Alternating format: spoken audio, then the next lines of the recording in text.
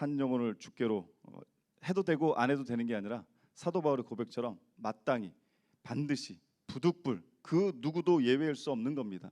저와 여러분 하나님의 백성들은요 끝까지 그 영혼을 구원하는 그 축복의 통로 증인된 사명 다 감당하시길 간절히 소망합니다.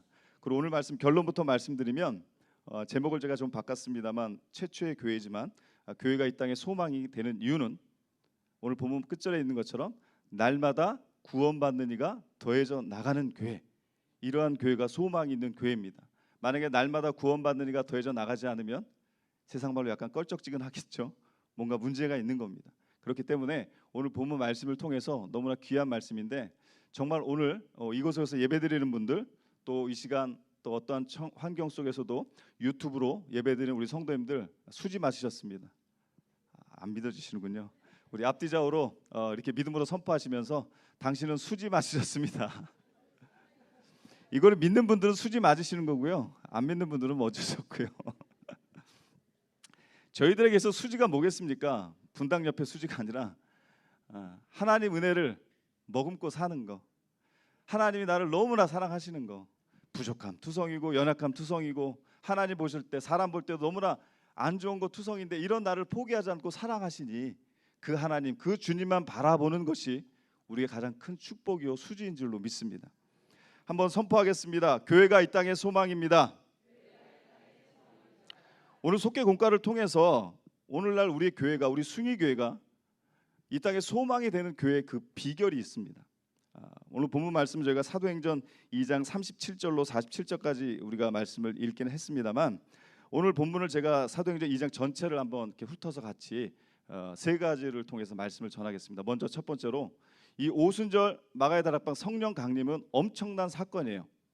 어떤 이 신약 교회 어떤 신약 시대 성령의 역사에 한 획을 긋는 그래서 오순절 성령 강림을 사도행전 2장 소반부에 있는 것을 한번 밑그림을 그려보고요.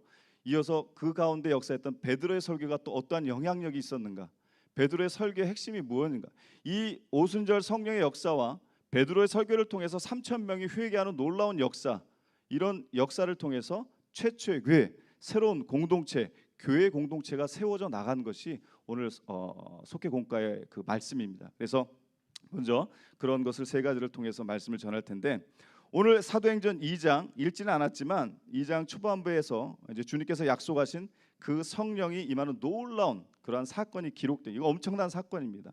왜 사도행전 1장 8절에 보면 예수님이 먼저 말씀하셨죠. 하늘로 승천하시기 전에 이 땅에서 마지막 하신 말씀, 지상 명령. 오직 성령이 너에게 임하시면 너희가 권능을 받고 예루살렘과 온 유대와 사마리아와 땅 끝까지로 내 증인이 되리라. 증인이 되다. 오직 뭐가 임하면요? 성령이 임하시면 그 성령 말씀하신 대로 이제 오순절 마가의 다락방에 성령의 역사, 불같은 성령이 임했다라는 것입니다. 그래서 이 예수께서 공생의 초기에 요단강에서 세례 요한을 통해 세례를 받으셨고 그렇게 성령 체험을 하셨듯이 이제 베드로를 비롯한 제자들도 이 사역을 시작하기 전에 오순절에 불과 같은 성령을 체험하게 됩니다. 자, 이러한 사도행전 2장은 말씀드린 대로 오순절 성령 강림 사건에 대한 기록, 또 성령 강림에 이어지는 베드로의 그 설교, 그리고 이제 성령 강림 이후에 최초의 교회, 새로운 공동체에 대해 증거한 내용이 오늘의 본문의 말씀입니다. 자, 예수님께서 말씀하신 대로 오순절에 성령께서 강림하셨습니다. 한 자리에 모였던 제자들은 성령의 충만함을 입게 됩니다. 그리고 베드로의 설교를 들으며 그들의 마음이 찔려서 마음의 감화 감동, 마음이 찔려 가지고 통회하는 심령을 통해서 그들이 회개를 통해서 또 세례를 경험하여 또 하나님의 새로운 공동체 탄생의 시작이 그 서막이 열리게 되었다라는 것입니다. 그럼 말씀드린 대로 먼저 이 오순절에 대해서 성령 강림에 대해서 한번 말씀을 통해 살펴보겠습니다. 오순절은 그렇습니다. 유월절 다음에 오는 안식일로부터 50일째 되는 날, 그 날을 말합니다. 그래서 우리가 잘 아는 것처럼 오순절을 맥추절이다, 뭐 칠칠절이다, 초실절이다 이렇게 각기 표현을 하고 있죠. 그날은 세계 각지에 흩어져 있던 유대인들과 또 유대교로 개종했던 이방인들이 예루살렘으로 순례하는 세 가지 연중 대절기 가운데 하나입니다. 뭐 비교가 적절할지 모르겠습니다만 뭐 우리가 설날이라든지 한가위를 통해서 민족의 대이동이 일어나는 것처럼 이건 종교적인 의미입니다만 이 오순절에 되면 각각 흩어져 있던 모든 이들이 예루살렘을 해서 순례하는 모여지는 그러한 특별한 날입니다. 이 유대인들은요 오순절 절기를 지킴으로써 약속의 땅 그 가나안에서 첫 수확했던 것을 기억하는 것을 잊지 않고 오순절을 기억합니다. 하나님께 감사드린 거죠. 그 두 가지로 우리가 생각할 수가 있는데, 먼저 우리가 잘 아는 출애굽, 애굽의 종살이로부터 하나님께서 모세를 통해서 그들을 출애굽시키셔서 백성들에게, 이스라엘 백성들에게 오순절, 바로 새로운 삶의 출발을 의미하는, 이제 종의 모습에서 벗어나서 하나님의 역사하심을 통해서 출애굽한 그 오순절을 기리는 그 축복의 의미가 있고요. 이제 오늘 본문에 있는 것처럼 오순절 성령 강림은 이제 새로운 교회 시대의 새로운 서막, 새로운 장을 여는 획기적인 사건과 같은 겁니다. 그래서 이 오순절의 그 의미를 우리가 구약과 또 이렇게 오순절 성령 사건을 통해서 오순절에 그런 의미가 있다라는 걸 좀 기억하시면 좋을 것 같습니다. 자, 그들이 한 곳에 모였을 때 바람과 불이 임했다고 합니다. 여기에 바람과 불은 성령의 권능의 상징이에요. 바람 같은, 불 같은 성령의 역사가 임한 거죠. 세례 요한은 그것을 장차 오실 예수 그리스도의 사역으로 예언합니다. 또 예언이 지금 그 자리에서 이루어지고 있었고, 또 성령의 능력으로 또 지상 사역을 완성하신 장차 오실 이, 바로 자기 백성들을 성령과 불로 세례를 주고 계셨던 겁니다. 그 성령을 보내주신 거죠. 약속하신 대로. 자, 그러면 사도행전 읽진 않았지만 2장 4절로부터 13절에 보면 성령 강림이 임한 후 어떠한 현상, 어떠한 표징과 기적이 일어났느냐. 이적이 성령이 교회에 나타나면서 일어난 첫 번째 결과는 사도행전 2장 4절 말씀을 같이 한번 읽겠습니다. 2장 4절 시작. 성령이 말하게 하심을 따라 다른 언어들로 말하기를 시작하니라. 성령의 역사하심을 통해서 이러한 이적이 일어난다. 성령이 말하게 하셔서 다른 언어들로. 지금 개역 한글인데요, 개역 개정 이전에 보면 다른 방언, 다른 방언은 다른 언어. 결국 얘기하면 외국어를 말하는 겁니다. 외국어, 뭐 잉글리시, 영어, 불어, 스페인어, 뭐 아프리카 어느 원주민 언어, 각각 다른 나라의 외국어를 말합니다. 그런 언어들을 말합니다. 그래서 방언이라고 말하는데 전혀 그들이 배우지도 않고 듣지도 못했던 그 각 나라의 말, 그 즉 외국어로 말하는 겁니다. 다시 말해서 전혀 듣지 못했던 이 말들을 통해서 첫 기독교 오순절에 특이한 일이 일어났었고, 이러한 각 나라의 언어들로 일어났던 일은 오순절 마가의 다락방 그 이후에는 일어나지 않았어요. 오늘날 일어나는 방언의 역사는 좀 다른 겁니다. 이따 다시 설명을 드리겠습니다만, 이러한 한편 유이례적인 사건이 일어나게 되죠. 예를 들어서 예수님의 제자가 베드로가 설교를 합니다. 근데 이 설교를 듣는 사람들이 여기에 뭐 각 나라에서 온 것처럼 미국 영어로도 들리고 같은 말을 했는데, 어떤 사람은 스페인어로 듣고 있고, 어떤 사람은 아프리카 말로, 일본 말로, 중국 말로, 이렇게 각 다른 나라 말로 들려지기 시작했다라는 겁니다. 그런 역사가 임했다라는 거죠. 자, 그래서 이 오순절의 방언, 지금 말씀드린 이 방언과 그 이후에 서신에 나타난 오늘 신약시에 오늘까지 이르는 우리들이 받고 있는 그 방언의 차이가 뭔가 한번 유사점과 차이점을 한번 살펴보고 말씀을 이어가겠습니다. 비슷한 게 뭐냐? 첫 번째, 성령의 역사와 방언이 연관이 되어 있다라는 겁니다. 사도행전에서 성령을 받는 것과 관련하여서 방언이 등장하죠. 아까 사도행전 2장 4절 성령이 말하게 하심을 따라 다른 언어들로 말하기를 시작하니라. 성령이 역사하시니까 방언의 역사가 또 일어났다라는 것을 또 기록되어져 있죠. 또 서신에서도 방언은 성령의 은사, 하나님의 성령의 선물로 나타나게 되죠. 고린도 전서 12장 4절 말씀에 보면 제가 읽어드리겠습니다. 은사는 여러 가지나 성령은 같고. 은사가 여러 가지가 있어요. 그러나 그 성령은 같다. 이렇게 성령과 은사, 뭐 방언뿐만이 아니라 뭐 가르치는 은사, 뭐 예언의 은사, 병 고치는 은사, 뭐 각종 은사가 있지 않습니까? 그런 은사는 다 성령의 역사와 같이 일어났다. 자, 그러면 두 번째, 방언을 받았던 그 무리들의 반응이 비슷했어요. 오순절 마가의 다락방에 임했을 때 그 사람들의 방언의 역사, 다른 외국어로 말할 때 그들이 반응했던 모습과 또 신약 시대 뭐 고린도 교회라든지 그 서신에 나왔던 방언 받을 때 사람들의 그 반응이 비슷했어요. 뭐냐면 사도행전 2장 13절 말씀에 보면 같이 한번 읽겠습니다. 시작. 또 어떤 이들은 조롱하여 이르되 그들이 새 술에 취하였다 하더라. 술 취한 사람처럼 보였다라, 이상하다라는 거죠. 또 고린도전서 14장 23절 말씀 같이 읽습니다. 시작. 그러므로 온 교회가 함께 모여 다 방언으로 말하면 알지 못하는 자들이나 믿지 아니하는 자들이 들어와서 너희를 미쳤다 하지 아니하겠느냐. 술에 취한 것처럼 또 말이 뭐 이상한 소리를 하니까 저 사람들 미친 사람들 아니야? 그들의 반응이 이상하게 봤다라는 거죠. 즉 방언은 세상이 알지 못하는 하나님의 차원의 일, 그 하나님의 역사하심이라는 것입니다. 그러면 이제 중요한 거, 이 오순절의 성령 강림의 그 방언, 제가 외국어로 말씀드렸죠. 다른 나라 말. 그리고 이제 서신에 나타났던 우리가 잘 알아듣지 못한 오늘날 우리가 받는 그 방언, 그 차이가 있다라는 거. 제가 벌써 말씀을 드렸네요. 차이가 세 가지인데, 첫 번째 사도행전 방언, 이 오순절의 방언은 외국어를 의미하는 겁니다. 아까 말씀드린 대로 각 나라에서 많은 무리들이 모였어요. 사도행전 2장 말씀에 보면 9절로부터 뭐 11절까지 뭐 보면 여러 나라, 뭐 바레인, 메데, 뭐 예를 들어서 미국, 영국, 뭐 독일, 프랑스, 뭐 아프리카, 남미, 막 남극, 북극, 막 다 이런 각 나라에서 사람들이 모여져 있는 거예요. 근데 이 모여져 있었는데 사도행전 2장 6절 말씀에 보면 이 소리가 나매 큰 무리가 모여 각각 자기의 방언으로 제자들이 말하는 것을 듣고, 제자들이 말을 하는데 그 말한 것을 다 다른 나라, 제가 한국말로 얘기하는데 이 얘기를 사람들이 자기 나라 말로 듣고 있다라는 거죠. 그렇게 지금 증가하고 있습니다. 그러나 이후에 서신, 뭐 고린도 교회도 마찬가지고 그 서신의 방언은 인간의 언어로서는 아무런 의미 없는 소리, 구성되어 있고 통역의 은사 없이는 해석할 수가 없는 그 차이가 있다라는 겁니다. 고린도전서 14장 2절 말씀을 같이 한번 읽겠습니다. 시작. 방언을 말하는 자는 사람에게 하지 아니하고 하나님께 하나니 이는 알아듣는 자가 없고 영으로 비밀을 말함이라. 아멘. 오늘날에 우리가 하는 방언이에요. 근데 오순절 마가의 다락방 방언은 사람들이 알아들었어요. 무엇으로? 외국어이기 때문에 각 나라 말대로 알아들었다. 그것을 다른 방언, 뭐 다른 언어다 이렇게 기록되어져 있습니다. 자, 이런 차이점이 있고요. 두 번째로 오순절 방언은 집단적으로, 성령의 마가의 다락방에 있던 그것은 집단적으로 임했던 방언이에요. 현상이에요. 사도행전 2장 4절 말씀에 다시 보면 그들이 다 성령의 충만함을 받고 성령이 말하게 하심을 따라 다른 언어들로 말하기를 시작하니라. 그들이 다 성령의 충만, 모여있던 자들에게 집단적으로 그 방언의 역사, 외국어 같은 그런 외국어의 다른 나라 언어의 역사가 임했다라는 거죠. 자, 그다음에 서신의 방언은 집단적이 아니라 각 개인에게, 오늘날 우리가 방언 받을 때도 개인별로 방언 받으시, 물론 어떤 집회 가운데 방언의 은사를 받는 분들이 여럿이 생길 수 있고 단 한 분도 안 계실 수도 있고, 이 개인적인 차이가 있다라는 거죠. 그래서 고린도 전서 14장 4절 말씀을 같이 읽습니다. 시작. 방언을 말하는 자는 자기의 덕을 세우고 예언하는 자는 교회의 덕을 세우나니. 아멘.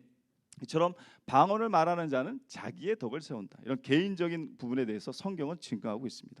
그렇습니다. 세 번째로 오순절의 방언은 딱 한 번, 유일회적인 단 한 번의 사건이에요. 그 이후에 그런 오순절 마가의 다락방 같은 그 방언의 성령의 역사는 임하지 않았다는 거죠. 그러나 이제 서신에 나왔던 그 방언의 역사는 오늘까지도 계속해서 종종 일어나는 사건이라는 겁니다. 이것을 머리에 그려두시면 우리가 방언에 대해서 구별을 할 수 있는 거죠. 이처럼 오순절 성령 강림의 역사는 엄청난 사건입니다. 성령께서 말하게 하심을 따라 다른 방언, 다른 언어, 다른 나라 말로 말한 것이었고, 큰 무리들은 그것을 보고 매우 기이하게, 신기하게 여겼습니다. 세계 각처에서 난 사람들이 자기가 난 자기 나라 그 말로 그 소리를 들었다라는 것이죠. 이 방언의 역사가 최초의 기독교 오순절의 그 역사, 하나님의 역사가 그러한 역사로 나타나는 겁니다. 또 그 방언을 들은 사람들이 각각 출신 지역의 언어를 식별했고, 또 그 말의 내용을 즉시 이해했다, 알아들었다 기록되어 있고, 훗날 말하는 서신의 방언은 사람들이 알아들 수 없는, 통역의 은사가 없으면 알아들 수 없는 그 방언의 차이가 있음을 우리가 알 수가 있습니다. 근데 중요한 게 있습니다. 우리 사랑하는 성도님들, 어떤 은사를 사모하고 계십니까? 어떤 은사를 받고 싶으십니까? 우리 한국 교회는 좀 특이한 게 방언의 은사를 되게들 많이 원하시더라고요. 근데 하나님의 은사는요, 여러 가지 은사가 있습니다. 고린도전서 12장 28절로 31절 제가 한번 볼 텐데 잘 아실 겁니다. 읽어드리면 은사에 대해서 나오죠. 하나님이 교회 중에 몇을 세우셨는데 첫째는 사도, 둘째는 선지자요, 셋째는 교사, 그 다음은 능력을 행하는 자, 그 다음은 병 고치는 은사, 서로 돕는 것과 다스리는 것과 각종 방언을 말하는 것이다. 교회 여럿을 세우셨는데 여러 가지 세우셔서 방언은 좀 끝부분에 있죠. 방언이 아마 제일 중요했으면 제일 먼저 방언 받으라 하셨을 거예요. 자, 근데 이어서 다 사도겠느냐, 다 선지자이겠느냐, 다 교사겠느냐, 다 능력을 행하겠느냐, 또 다 병 고치는 은사를 가지겠느냐, 다 방언을 말하겠느냐, 다 통역하냐. 이 얘기는 다 통역하고 다 병 고칠 수 없고 다 방언을 말할 수 없다라는 겁니다. 혹시나 우리 한국교회 성도님들 보면 이 방언에 대해서 너무 집착들 하시는데 받으면 좋죠. 근데 방언 말고 다른 은사 받으셔도 돼요. 성경은 말하잖아요. 다 방언 받을 수 없다고요. 그러니까 방언 못 받으신 분들 너무 이렇게 움츠러드실 필요가 전혀 없어요. 늘 항상 말씀을 드리지만 결국은 고린도전서에도 말하지만 12장 30절에 보면 너희는 더욱 큰 은사를 사모하라 했어요. 너희는 방언의 은사를 사모하라 말씀하지 않아요. 너희는 통역의 은사를 사모하라. 너희는 가르치는 은사, 예언의 은사를 사모하라고 얘기하지 않아요. 더욱 큰 은사를 사모하라. 그 은사가 뭡니까? 그 위에 고린도서 13장 말씀에 나와 있잖아요.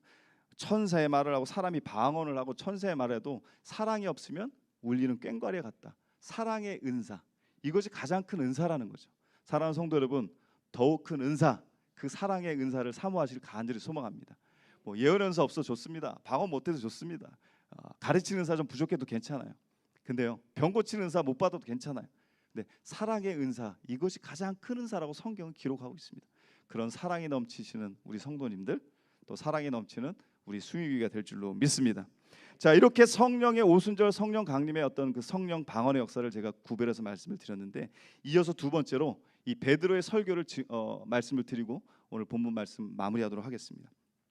자, 베드로의 설교의 핵심은 다른 데 있지 않습니다. 한번 따라하시겠습니다. 예수님께서 메시아시고 예수님께서 구세주시다. 끝. 베드로의 핵심의 설교의 핵심은 예수님께서 메시아시고 우리의 구주 되심이 그 베드로 설교의 핵심이었다는 겁니다. 다윗이 시편에서 메시아의 부활을 예언했던 것처럼 하나님께서 예수님을 살리셨으므로 예수님은 곧 메시아다라는 것을 증거하는 겁니다. 이러한 기독교적 캐리그마, 이 설교, 이 말씀이 뭐냐? 당시 사도들이 설교의 중심에 메시되된 것은, 그 중심에 이 핵심이 된 것은 다름 아니라 당시 유대인들이 예수님을 메시아로 인정하지 아니했기 때문에 이 베드로나 사도들이 예수님께서 메시아시고 우리의 구세주 되심을 다윗의 예언을 통해서 그렇게 강력하게 설교를 했다라는 겁니다.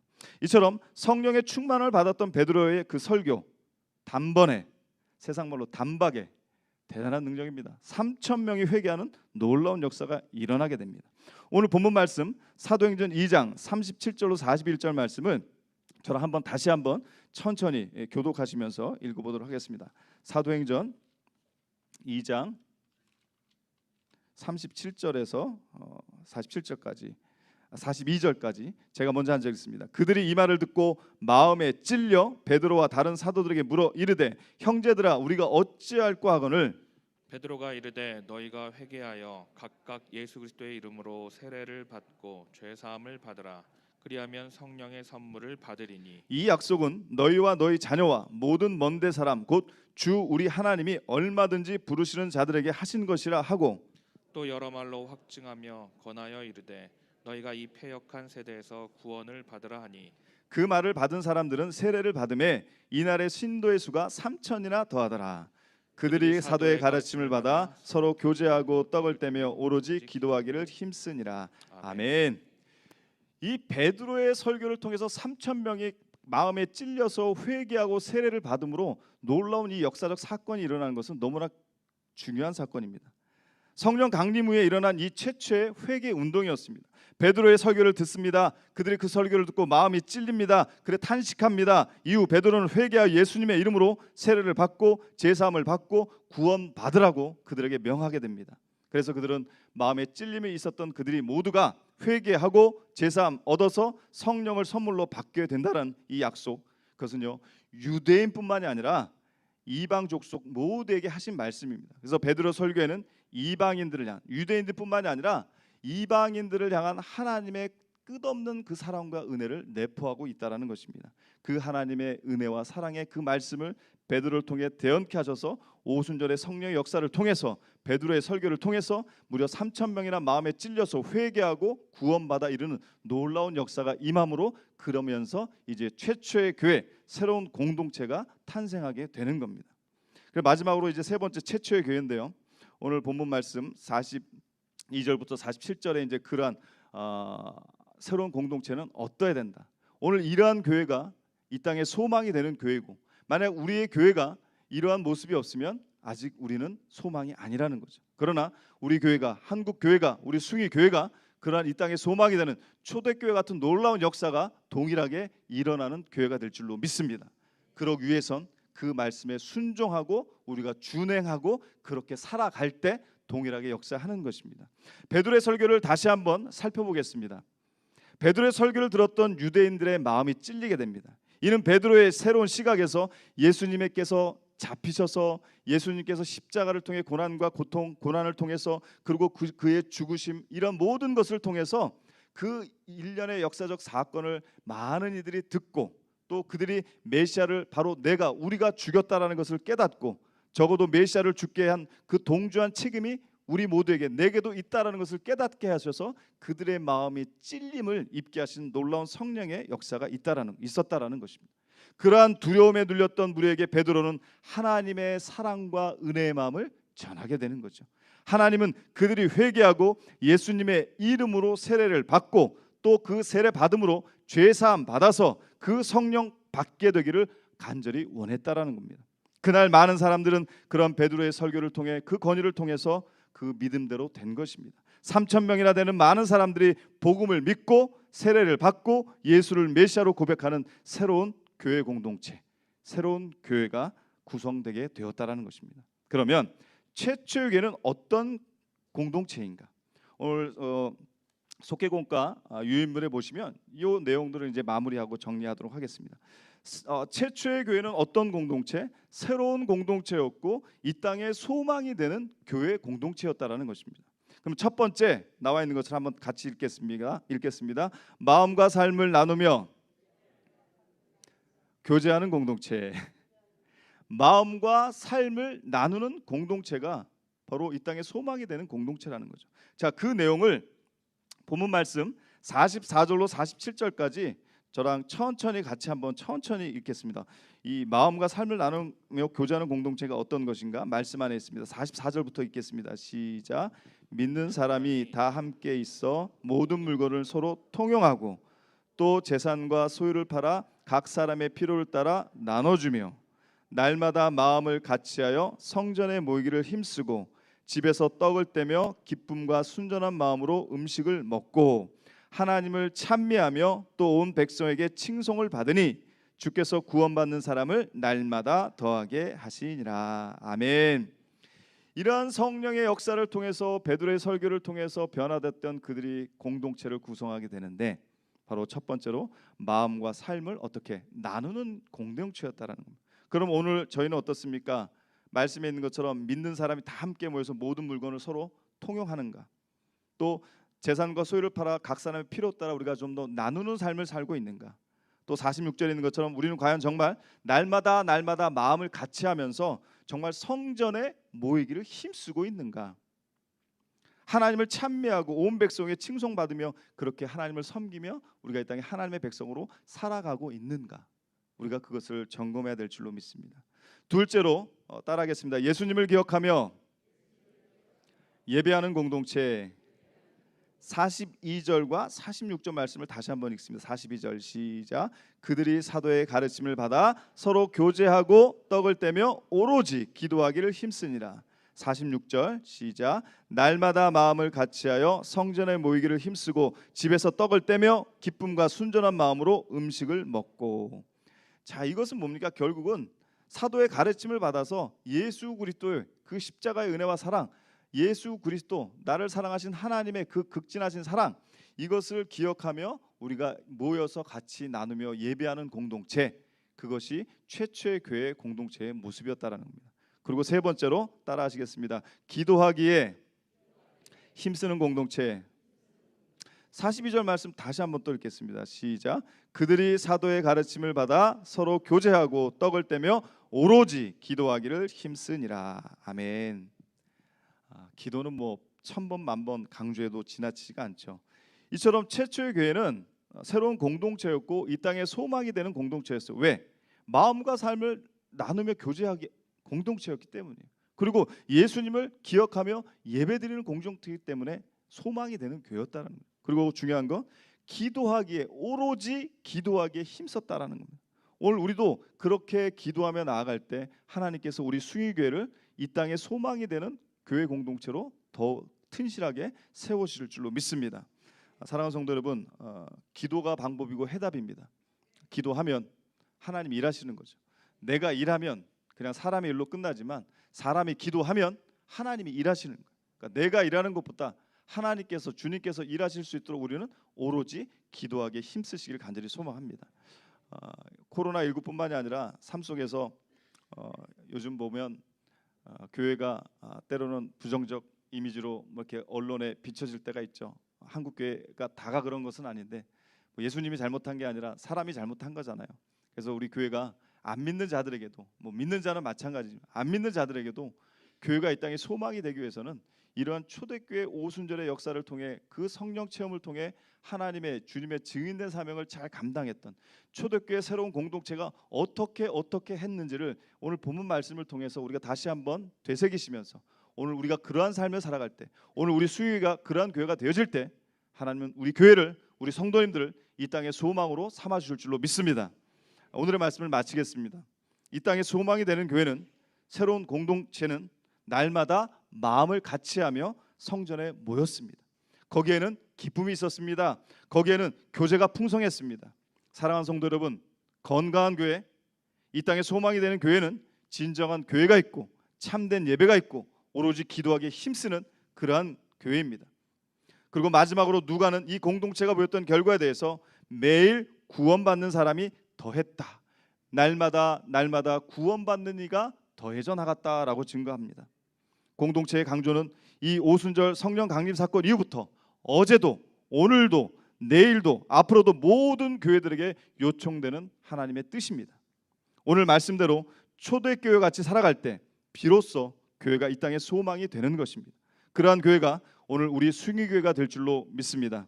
날마다 구원받는 이가 더해지는 교회, 바로 숭의교회.